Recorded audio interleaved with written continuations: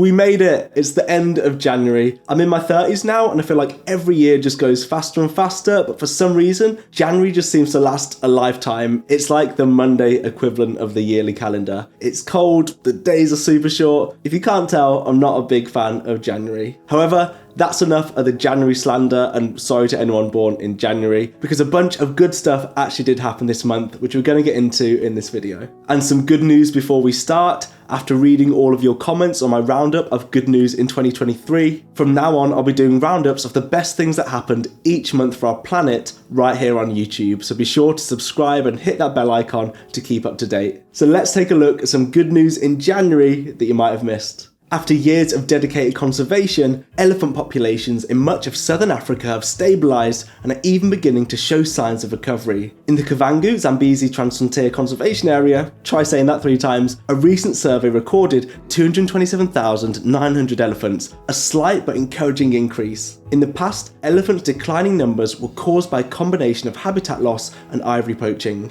But thanks to considerable anti-poaching measures, these beautiful animals have been given a safe place to thrive. Poland will protect its 10 oldest forests from logging, covering a total area of 260,000 acres, which is roughly the size of Hong Kong, following pressure from over 100 environmental groups. Over 70% of Poles want to reduce logging in the country, and although there are many larger protected woodlands in the area, the fact it focuses on old forests is really important. Old forests have often developed unique and irreplaceable ecosystems, which are essential for a wide variety of life. While we need to reduce logging all around the world, starting with our oldest woodlands is an excellent place to start. The world is charging ahead with renewable energy like never before, says a new IEA report. In 2023, we added a whopping 50% more renewable power to our grids. Most of this is thanks to solar energy, which is growing super fast, especially in places like China, Europe, the US and Brazil. This boom means we're getting close to the huge goal set at COP28 of tripling our renewable power by 2030. Solar and wind power are leading the charge, and soon they'll even outshine coal as the top electricity source. Moving over to Canada, to help protect important species from trophy hunting, the Raincoast Conservation Foundation has purchased the hunting rights to almost 4.5 million acres in Canada. This massive area, part of BC's Great Bear Rainforest, is now a safe haven for wildlife like bears and wolves. In order to maintain these rights though, the Raincoast Conservation Foundation are required to do hunts each year. But as Brian Faulkner, who works for the foundation, said, "We've been very unsuccessful at those hunts, and so the harvest rate has gone down to 0 in those properties. We just have very, very poor hunters."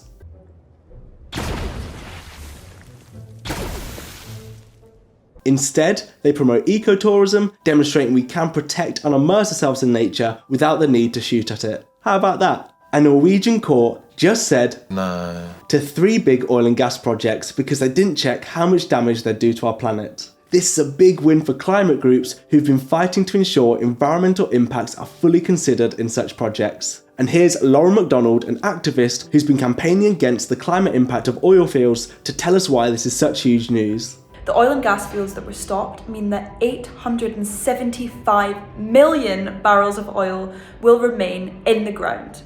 And the court ruled against these fields because the Norwegian government did not take into consideration the emissions that would be generated from burning the oil and gas in the fields, despite the fact that this makes up the vast majority of fossil fuel emissions. On the other side of the North Sea, we will soon be taking our own government to court over its recent approval of Rosebank, the biggest undeveloped oil field in the UK, which is also owned by the Norwegian state-owned oil giant Equinor. You can help support our campaign by signing this petition telling Norway to stop Rosebank. Groundbreaking research from the US Department of Energy has found that when you combine solar farms with native wildflowers, it can triple insect numbers in 5 years. These solar sites can not only create clean energy, but also enhance pollination in nearby crops, showcasing a successful synergy between ecological conservation and energy production. For the first time in 10 years, camera traps in the Sulak Phra Wildlife Sanctuary in Thailand have captured a tiger with cubs, igniting hope for the resurgence of these majestic animals in the area. Alongside this, the tiger population in the Hwai Kar Keng Wildlife Sanctuaries has seen a 20% increase over the last year, rising to 120 tigers. As Tony the Tiger would say himself, that's right. India unveiled a flat pack emergency unit that can be rapidly deployed to disaster zones when a crisis hits. If IKEA did field hospitals, this would be it. It's equipped with essentials like x-rays, ultrasounds, and powered by solar energy, allowing medical teams to start treating up to 200 people in no time. This means that when a flood or earthquake hits a region, these mini hospitals can quickly treat people most in need, ensuring local facilities are not too heavily overwhelmed.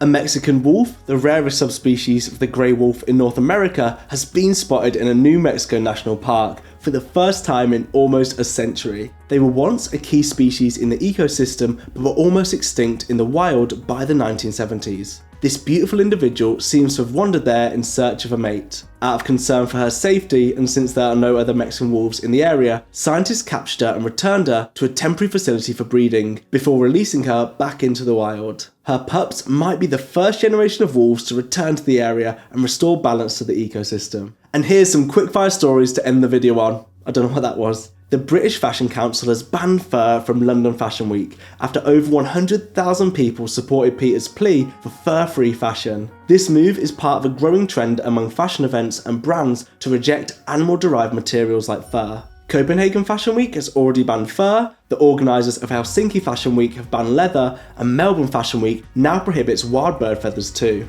Abigail Kawananakor, regarded as a Hawaiian princess, left over $100 million from her estate for native Hawaiian causes following her death at 96. Her trust, worth at least $250 million, is dedicated to continuing and supporting native Hawaiian culture and language, honouring her lifelong commitment to the heritage and well-being of her people. And that's a wrap on some good news from January you might have missed. If I missed any stories you've come across this month that you want to share, please pop them in the comments below. February is just around the corner, and with it comes a whole new batch of uplifting stories, so if you're eager to stay updated with positive climate news, make sure to hit that subscribe button. And don't forget to like this video if you enjoyed it. It really helps the channel and helps to spread the good news to other people's feeds too. And if you have any change left in your wallet after Christmas, consider supporting these videos on Patreon. Your contributions help bring these videos to life and amplify the incredible work of those making a positive impact on our planet. Every bit of support counts in our mission to spread good news and inspire positive change. Thanks so much for watching, stay warm, stay hydrated, and I'll see you in February.